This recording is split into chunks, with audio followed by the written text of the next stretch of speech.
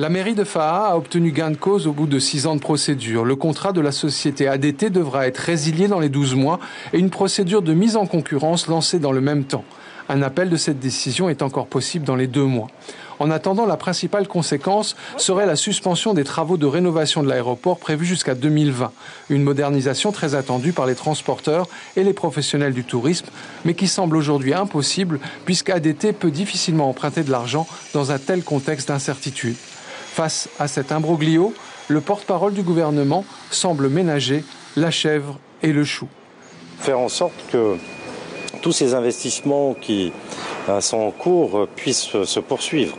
Il est bien évident que les conséquences seraient vraiment dommageables pour les entreprises, pour les emplois au niveau du pays.